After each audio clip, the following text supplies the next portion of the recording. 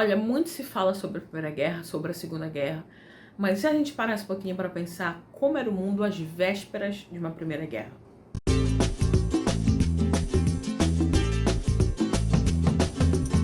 Eu tô aqui com o incrível A Primeira Guerra Mundial, da Margaret Macmillan.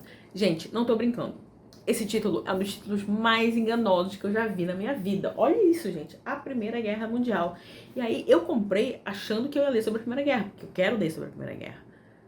Quando eu começo a ler alguns anos, tipo, o livro aqui começa em 1900. Beleza, ela vai dar um pré-Primeira Guerra, um contexto, beleza. Só que ela foi tanto a passo de tartaruga que eu pensei assim, gente, até ela chegar em 1914, vai ser na penúltima linha. E aí eu fui ver melhor o livro, e aí eu percebi que é realmente, esse é um livro pré-Primeira Guerra. E o título em inglês não melhora muito, tá? Porque eu pensei assim, gente, isso aqui com certeza é uma péssima tradução que quiseram chamar atenção por causa disso, por causa daquilo, sei lá do que. Eu falei, com certeza o título em inglês tá melhor. Com certeza o título em inglês tá trazendo de fato o contexto. Mas não. Apesar de o título ser diferente em inglês, a ideia é a mesma. E aí eu abri aqui, eu fui crente, gente. Eu fui crente. Mas não, fui bem enganada. Vou ler aqui o título então original pra vocês. The War That Ended Peace. A guerra que acabou com a paz. Faz bem sentido esse título aqui quando você lê um pouco o livro, mas mesmo assim o título, a primeira mensagem que o título passa, eu acho que é: então vamos falar sobre essa guerra que acabou com a paz, e não sobre o período de paz que veio antes dessa guerra. Aí você pensa assim, então foi um livro horroroso, né? Diga que pra eu não comprar, pra eu não ler, pra eu não dar uma chance pra essa autora, pra eu não dar uma chance pra esse tijolo, porque, né? Que enganação. Gente, por favor, se você quiser ler um livro de história em seguida, sobre qualquer tema, eu recomendo esse aqui. Porque em nenhum momento, eu me senti enganada um pouquinho pelo título, mas em nenhum momento o livro em si, o texto em si, me fez sentir enganada. Pelo contrário, eu lia e ficava assim, gente, tá, nossa, que legal, que incrível. Nossa, eu não sabia que era assim, não sabia que era essa conexão, não sabia que o mundo tava pensando assim antes de 1914, antes de 1900, na verdade. Porque ela vai falar de 1900, mas em vez de ela ir pra 1901, ela ainda volta mais pra trás ainda. Mas calma, eu preciso falar sobre esse livro, eu preciso começar a falar sobre esse livro. E eu não quero fazer um vídeo de 1 hora. Ela vai começar falando sobre 1900, sobre a Exposição Universal, que aconteceu na França, onde vários países, várias potências da Europa foram lá desfilar o seu melhor. Seja em termos tecnológicos, arquitetônicos, sei lá, talvez militares. E, tipo, imagina uma feira universal, só pra gente ter uma ideia, que Brasil e Argentina vão lá se expor. Você já pensa que um vai estar querendo rivalizar com o outro, um vai estar querendo mostrar mais que o outro. Então, o que em tese era para mostrar o avanço científico, porque a gente está falando de 1900, gente, literalmente a finalização de um século e o início de outro. Claro que vai começar em 1901, mas a gente entende também 1900 como o grande fechamento também, tá? Não vamos nos fingir de rogados aqui. Então, na verdade, o que era uma feira pacífica, talvez, para, de novo, louvar o conhecimento tecnológico e científico, também escondia ali um pouco algumas desavenças ou algumas insinuações, algumas disputas também. Então não foi tão pacífico como Paris queria que fosse, né? A gente vai ter, por exemplo, nessa exposição o próprio Império Otomano, que estava sendo gerido, né, por Viena desde 1878, se eu não me engano. Então, sabe, não era tanto assim, olha, desfile aqui quase que da escola de samba passando aqui na nossa frente.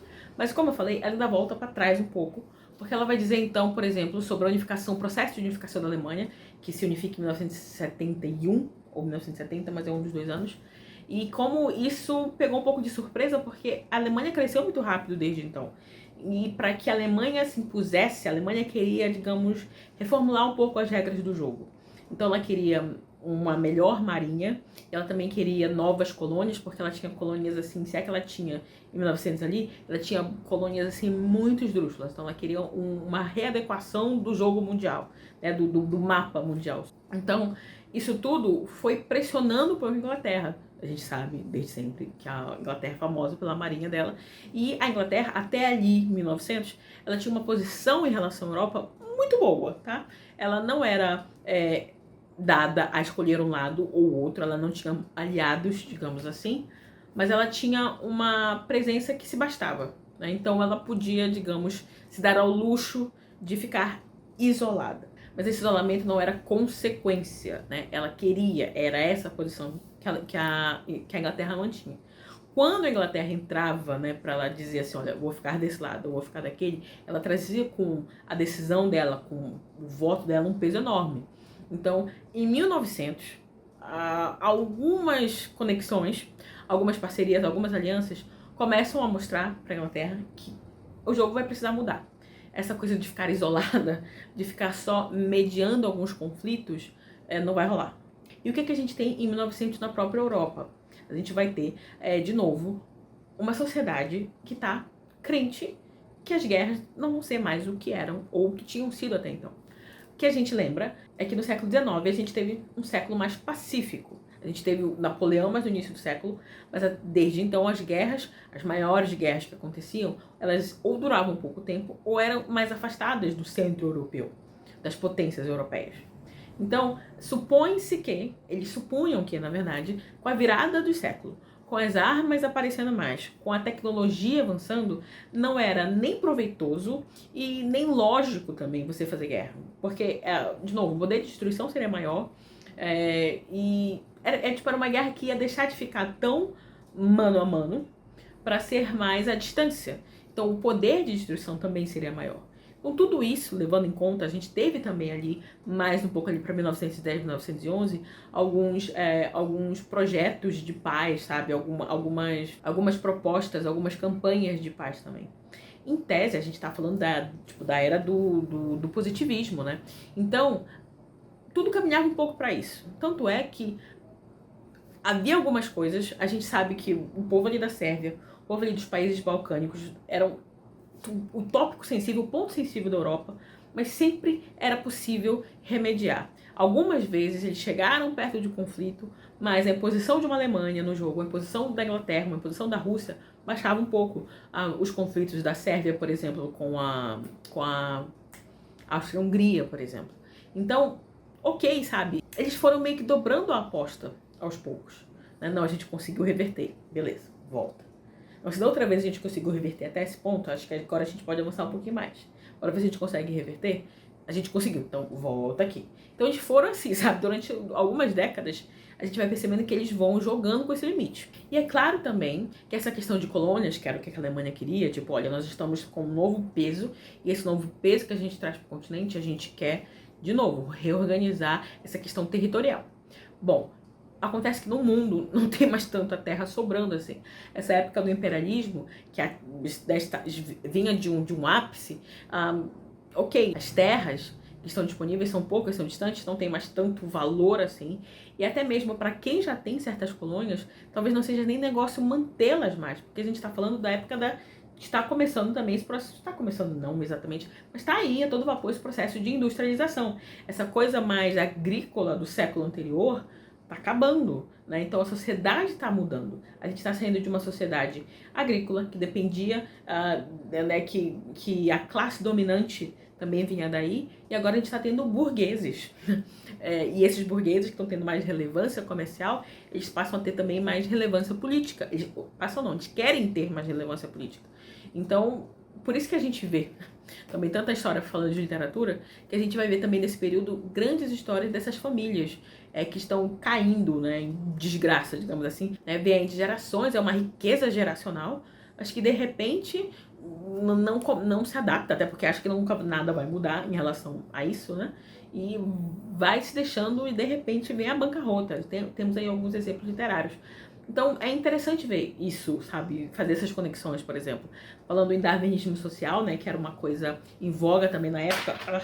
Spencer era um advogado, né, digamos assim, nessa causa.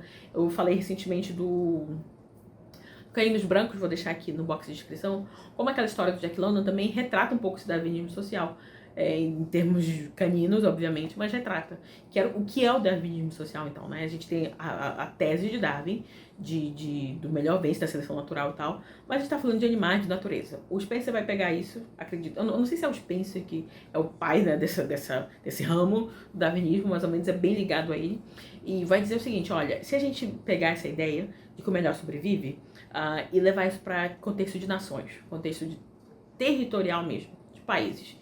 E a gente vai ter uma luta muito mais feroz, porque, obviamente, você está falando de maquinário, Então, só isso já basta para elevar como é que eu posso dizer, a violência desse conflito.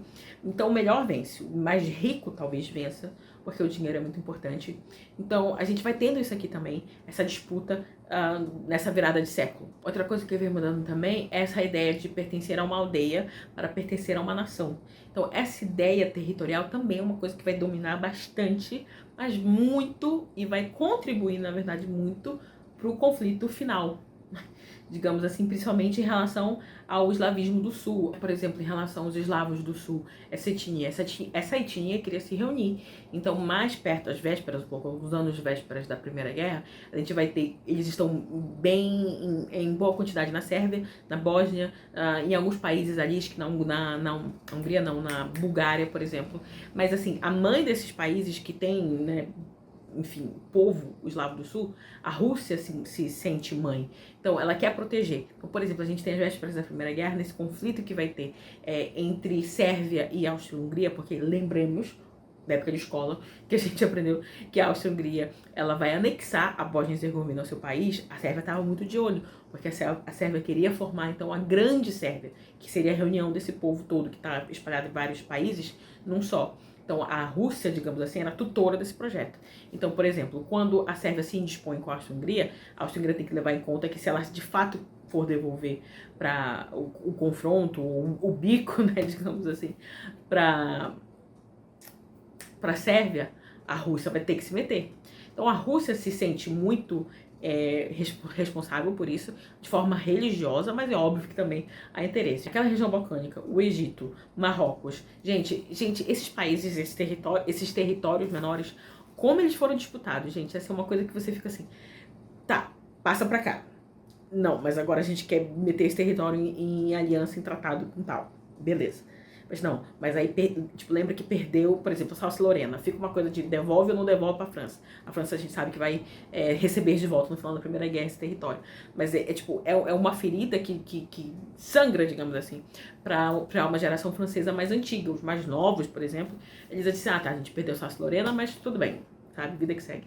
Então, a gente vai vendo muito disso. Esse dominó, quase, e que eu não vou nem entrar muito em detalhes aqui, porque eu acho que é uma coisa tão a nível histórico mesmo, de tipo, canal de história aqui, mas que a gente vai ter por aqui muito disso. Por exemplo, voltando a falar dos territórios das colônias, né, que são poucas, então, obviamente, que o que sobrou, você fica muito de olho. Mas também não só no território que sobrou, sabe, mas em territórios que estão prestes a ruir.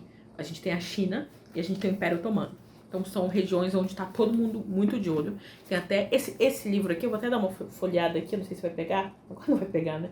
Mas ele é cheio de charge de fotos do povo da época, agora não vai pegar. Luma, pelo amor de Deus, não passa essa vergonha. De mapas também. Gente, mapa eu sou uma lerdeira, uma lesa pra ler mapa, então não contem muito comigo. Gente, eu juro que tem. Só agora só aparece mapa. Mas tem, tá? Muita charge, gente. Charges assim, cheio de humor. Algumas dá até pra rir e tal. Mas por que eu abri isso? Esse porém, digamos assim. Porque eu quero mostrar uma aqui, bem no início, não tá nem difícil de achar, que vai mostrar justamente como era essa questão da China, como tava todo mundo de olho na China. E vai explicar também por que a China tava, então, bem enfraquecida. Mas, por exemplo, aqui, ó, a gente tem esse ovo, que seria a China, acho que dá pra ler. E aí, cada galinha dessas aqui é um país. E tem gente lá distante, tem o tio Sam. Agora não vai pegar, que a câmera não é das melhores. Mas lá atrás tem o tio Sam, de olhão mais afastado. Mas ele também tá de olho aqui. Essa charge é de... Deixa eu ver se tem um ano aqui. Não. Só fala mais ou menos onde saiu. E também o Império Otomano, que tratava muito mal os cristãos ali dentro. Tanto é que há um conflito por causa disso, por causa do tratamento destinado a eles. Por isso que a gente vai ter, então, a Sérvia se preocupando e querendo medidas, né, contra essa atitude. Aqui também vai falar brevemente da guerra russo-japonesa e como o fato da Rússia ter saído enfraquecida dessa guerra, que foi, se não me engano, em 1905, faz com que ela passe os anos seguintes tentando se recuperar de muitas formas, inclusive militarmente, economicamente. E também vai falar do Domingo Sangrento, que é a consequência dessa perda, dessa derrota pro Japão. Mas vai falar então sobre como a Rússia tinha que pensar muito bem os seus passos em relação à Europa e em relação ao Oriente. Porque a Rússia tinha essas duas frentes. Então, tipo, uma hora, se ela focasse muito aqui, ela enfraquecia de um lado. Se ela focasse muito lá, ela enfraquecia aqui. Então, ela também precisava de acordos na Europa que permitissem que talvez ela avançasse mais no Oriente.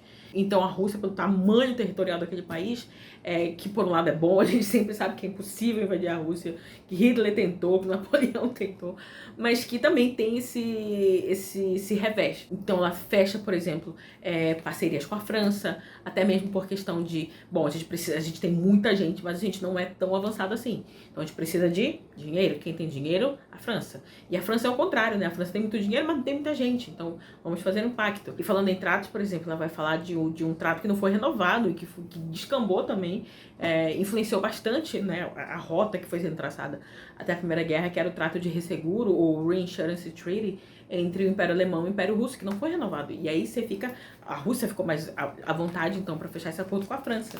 Mas uma das coisas mais interessantes também é como aos poucos essa autora vai fazendo com que, então, essas alianças que a gente estuda muito na escola já, formadas para a Primeira Guerra, como elas vão se estabelecendo aqui. É impressionante, assim, devagar, lembra um pouco, eu acho que eu vou tentar colocar aqui, gente, me lembrou um pouco, acho que era o final, o encerramento do Rá-Tim-Bum, no programa Rá-Tim-Bum, que era uma coisinha que levava outra, que levava outra, que levava outra, uma bolinha, né, que ia passando por vários, assim, e ativando vários mecanismos, é um pouco disso.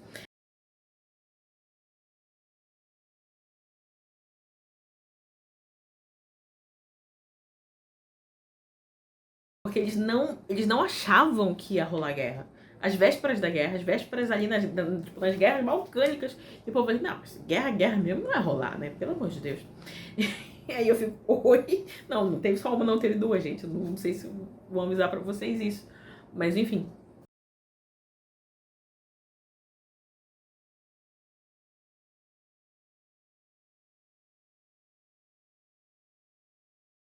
Né, por exemplo, ali, às vésperas um pouco, ali a gente vai ter a anexação da Bósnia, de novo pela Hungria, de novo, a Rússia não pode ajudar porque vem enfraquecida já de uma guerra, da guerra russo-japonesa.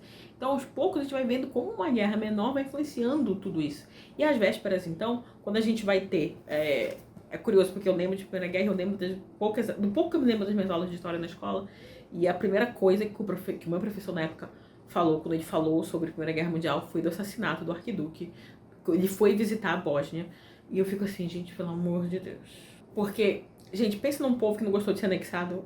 Foi o povo da Bósnia-Herzegovina. Então, foram os bósnios. Bósnios. Foram os bósnios. Foram os bósnios. E de repente, o arquiduque, que era muito contra a guerra, era um dos únicos homens, a autora vai dizer aqui, que podia ter evitado o estopim, né? O estouro, digamos assim, da Primeira Guerra. E era um dos únicos homens aqui, a autora vai dizer, que podia ter evitado uma guerra. Ele decide visitar a Bósnia, e num feriado que era importante para aquele povo. E, gente, pelo amor de Deus. E eu já tinha lido isso, eu acho que foi nesse livro aqui que eu não vou lembrar, o Assassinato do Arquiduque, acho que é esse o nome, mas eu vou colocar a capinha aqui que eu li um tempo atrás, que a segurança foi ridícula. O planejamento foi ridículo.